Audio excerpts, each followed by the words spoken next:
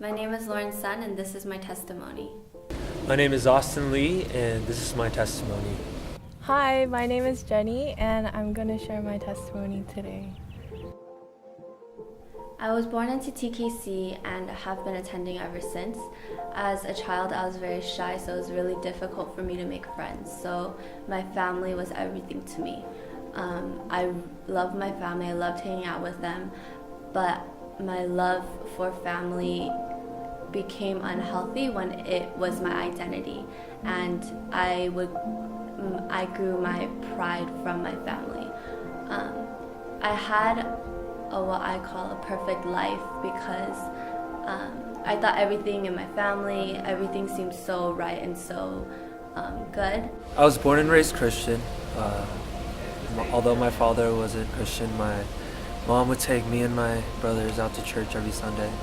And we'd be told what the gospel was and be told all these stories, but I never really knew what it meant to be a Christian and to really live as one. So most of my life I grew up an atheist just because I didn't have a big religious influence in my life. Neither of my parents went to church, or I didn't grow up in a church like most Christians did. And when my grandpa, my mom's dad, came back from Korea, when I was in 6th grade, everything seemed even more perfect. My mom was the happiest I've ever seen her, and my life just seemed like at the best. It was at the best point. Unfortunately, he got diagnosed with skin cancer, stage 4, when he came back, and we were told he had 6 months to live. So during that time, my mom had the toughest, I think the toughest point of her life so far. And in October 2007, my grandpa passed away. Starting from then, my so-called perfect life seemed to take a turn, and everything just started to get worse. In 9th grade, I overheard my mom and dad talking about separating. And when I heard that, I felt as if my whole life was a lie. I don't know why it was so hard for me to deal with it, but I felt like everything I knew and everything that has happened was just wasn't what I thought it was, and I felt betrayed. When I was a sophomore in high school, we had a fallout at church, and it led to different things. I started to grow numb to everything, and I just wasn't myself. And I think especially for me, life was sort of hard just because my parents divorced when I was in 7th grade, and because of that, I just didn't want to do well in school because the one influence that pushed me in school was my dad, and he wasn't there anymore. And when I went into high school, freshman year, I fell into the wrong crowd. I got heavily involved in a lot of drugs, and I think from that point I just felt like I had nothing left. But my initial reaction to hearing that my parents wanted to separate was to read the Bible and find out what God truly meant for marriage to be and what a family was supposed to be like. So right after I found out, there was a good couple months where I just read the Bible, and I really studied it, trying to find out what the Lord intended marriage to be. And I would share that with my family every Sunday. I'd ask them all to come, and then I would just share whatever I found. But that didn't really seem to do anything for my parents. So by that point, I felt like I did everything I could to kind of cope with the situation, and nothing seemed to work. So that's when I just lost myself. Sophomore year, I found my identity in other people and other things, and I started to hang out with people that I shouldn't have been hanging out with. I started to do things that I shouldn't have been doing, and that was my high school life.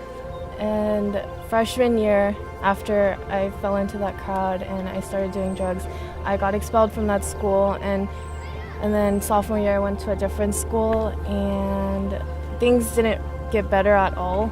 In fact, they got worse. And I remember at the end of my sophomore year, I just thought to myself, like, what am I doing with my life? Like, what purpose do I have? And obviously I didn't believe in God, but I felt like if there was a God, he wouldn't do this to me. And so at that point, I tried praying for the first time, more like complaining, and I was like, God, like why put me on this earth? Why do this to me? Why give me this life? And then I just started bawling, and I broke down, and I felt like something really like enveloped me. I felt really warm, and like it left me. And after that, I just had like a clear understanding of like what I needed to do and what I needed to change. And then my mom and we moved to California to start school again. And my junior and senior year, I didn't come to Christ yet, but there were people constantly telling me like, hey, like, why don't you check this out? Or like, why don't you check church out? But near senior year, I met some really good friends. And during that time, I wanted to try going out to church again, and I wanted to try pursuing the Lord, but I didn't know what that meant. I didn't know. It was never personal to me. Because I grew up in the church, I knew all the stories, I knew everything, but nothing ever was personal to me. And winter retreat, the Burning Ones, was my first retreat that I had with BTM. And when I went, I was at a point in my life where I knew I had to turn everything around, where I knew I had to really pick up all the broken pieces and just keep going and move forward. So I remember asking God, give me one last sign before I just jump fully. I drop everything, I just go and I pursue after you. And literally right after he asked that, God gave me a sign, and in that moment I knew that the life that I was living wasn't for myself. And at that moment I surrendered everything. And it wasn't until Jane Park brought me out to BTM, and God really showed me his love and his grace through his people. But even though I got invited to all these things, I was so turned off by God, because I remember people just come up to me like, I saw you in a prayer, and you're so broken, you need to come to Christ. And I remember, like, you know, I'm not broken, like I'm fine, like I'm actually doing a lot better than I used to. And at that point I just was kind of confident in remaining an atheist for the remainder of my life. But then I got to college, and my roommate, she invited me to come to our campus ministry. And I remember I was like, no, like I'm not really good with like that kind of stuff, like I'd rather just not. But she like forced me to go. And I remember it was like our first general meeting, and I walked in, and like the atmosphere was just so like it was so different. And at that retreat, while we were praising, the Lord gave me an image, and in this image I was looking into a very big White House, and it was made of glass, and I was looking in, and I saw a younger version of myself looking at me, and behind the younger version was just pitch black. And after the younger version of me just turned around and walked back into darkness. And I didn't know what that meant, but as I was praying about it, I realized the Lord was telling me that he was breaking everything, like all the chains and all the strongholds of me, and the pain and the bitterness that I had from my past and from my childhood. He was breaking it off, and he was telling me that I'm pure, that I'm new, and that all the mistakes and everything and everything that I've done wrong, or all my sins, were forgiven. And at that moment everything became personal to me, and I realized that the Lord was telling me that I am new, and that at this point, everything that has hurt me, all of that, I can just let go of. And I have found freedom in his love and in his grace. And he also spoke to me through his music when we would praise. Every time in service, I'd break down in tears, just knowing that God died for my sins and He would die for someone like me. I am so blessed by everyone at TKC. Just seeing everyone so loving and caring made me realize like I needed to make a change in myself. That's when I started to get more plugged in. Praise was playing and people were worshiping, and even though I didn't know the song and I didn't know the people, I just broke down because I felt like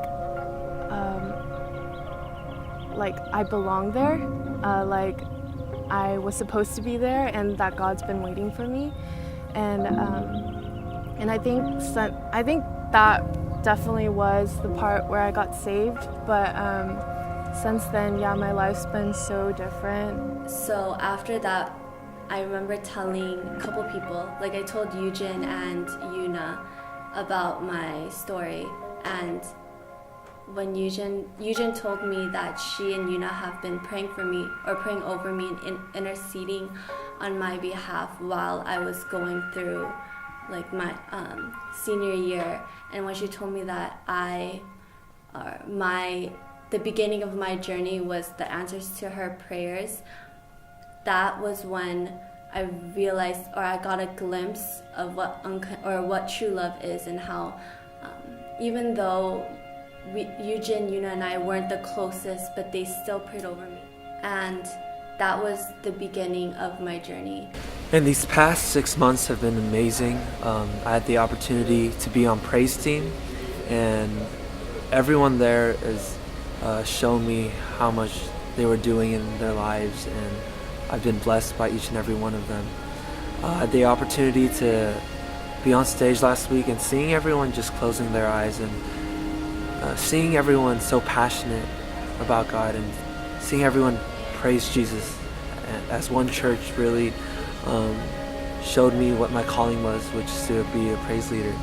And I'm so thankful to each and every one at BTM. They've shown me so much love. God has completely changed my heart. He's changed a lot of things about me and my life. I think that He took away a lot of my past burdens, and He took away the things that hurt me a lot from my past as well. And He gave me sort of a new life, I guess you would say. And ever since, really after I started seeking after the Lord, I realized so much about what I experienced and about all the pain that I went through, how it wasn't for nothing. Right now, my parents are in the best, or they have the best relationship that they can have at this point. And both of them are individually seeking after the Lord. And everything, all of our relationships in my family have become much more personal, much more real. Seeing everyone so passionate about God and House Church really stirred something in me, and I am more than blessed to have them in my life, and seeing how much they've grown and hearing what God is doing in their lives has been such a blessing. And I'm so thankful to each and every one of them. But I think the biggest thing that I struggled with after meeting Christ was coming to terms with that I didn't have to offer anything to God, but He still wanted me. I felt like, in comparison to all the other Christians, like I just didn't have anything to offer. Like I don't really have good words to say, or like I don't have a great voice. I can't really write that well, or any things like that. And I just felt like every time I came before Christ, I was just like dusting myself off, trying to look good for Him.